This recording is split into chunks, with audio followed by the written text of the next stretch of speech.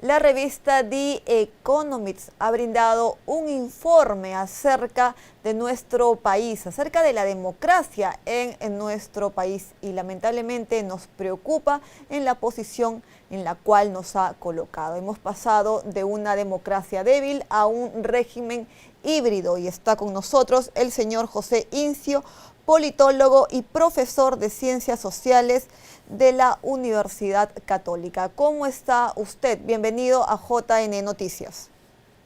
Muy buenos días, muchísimas gracias por la invitación.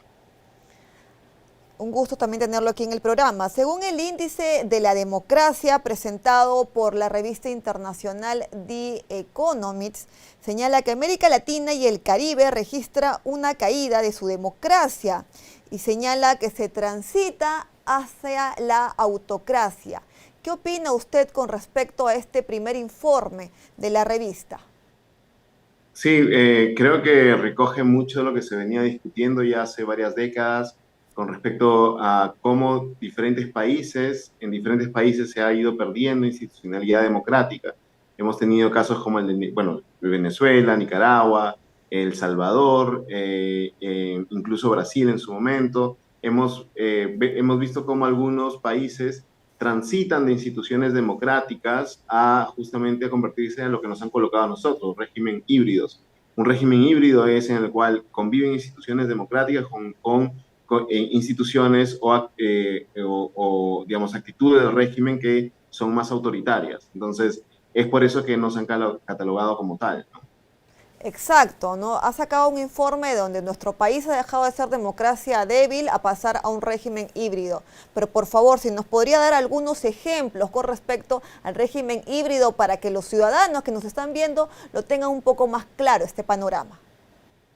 Sí, un régimen híbrido es donde aún, por ejemplo, existen división de poderes, pero tienes un poder, usualmente es el ejecutivo, el legislativo, que trata de tomar los otros poderes y contener el control de todo el aparato estatal o de gobierno. Un régimen híbrido es donde, por ejemplo, no hay responsabilidad política, las autoridades actúan sin, digamos, rendición de cuentas o sin justamente hacer caso a las demandas ciudadanas con respecto a, digamos, delitos o algunas omisiones que el mismo gobierno, la gente en poder hace, ¿no?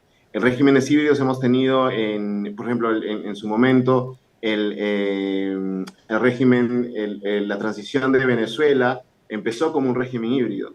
En el tema de El Salvador también tenemos que se le considera un régimen híbrido debido a que tienes un ejecutivo demasiado fuerte que trata de cooptar diferentes instituciones y hacer las cosas sin respetar la división de poderes o justamente el control constitucional o institucional que debe haber en una democracia.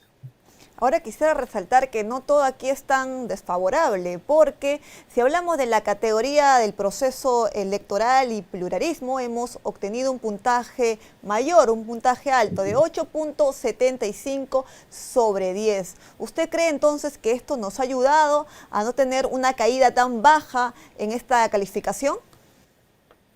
Sí, definitivamente.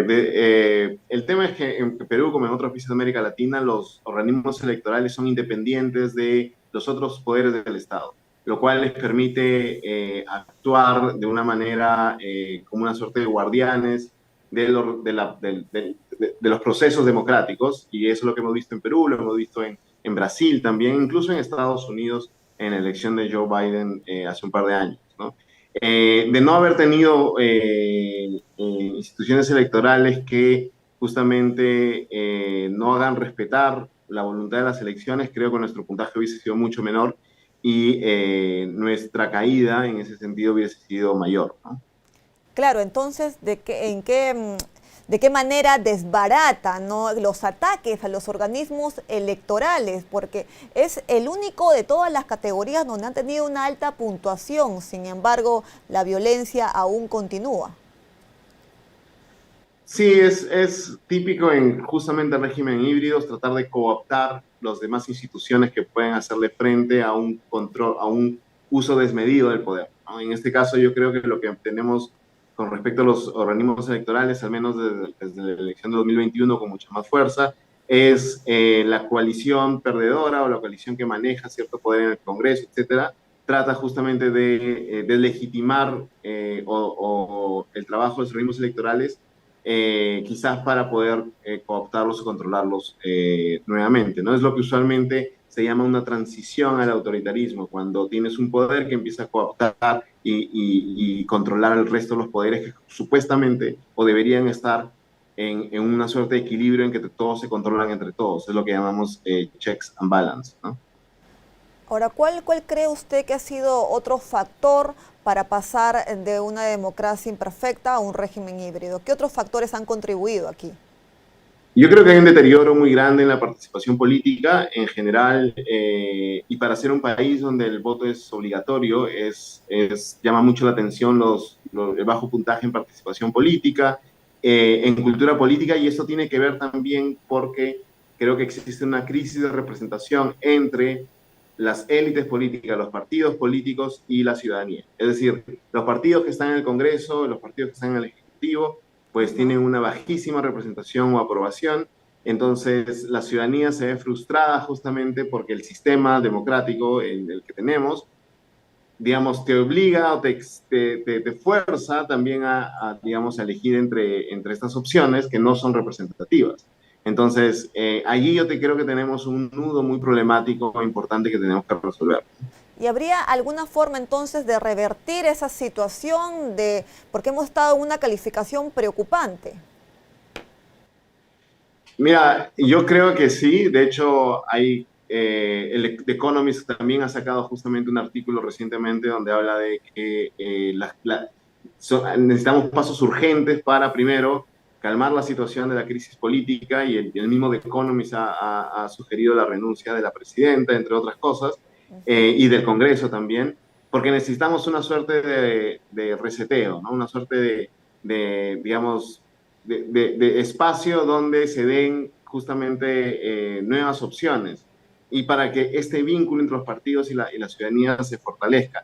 Lo problemático de esto es que en tanto digamos, en tanto el grupo que puede acceder al poder siga siendo el mismo y no deja espacio para opciones más representativas, o este grupo no hace el esfuerzo justamente de conectar mejor con la ciudadanía, pues esta crisis se va a seguir repitiendo, porque de nuevo va a haber esta desconexión entre los ciudadanos y sus representantes. Bien, muchísimas gracias por habernos acompañado el día de hoy y hacer este breve análisis con respecto a la revista internacional The Economist. Muchas gracias. Hasta luego, gracias. Nosotros hemos conversado con el señor José Incio, politólogo y profesor de Ciencias Sociales de la Pontificia Universidad Católica del Perú.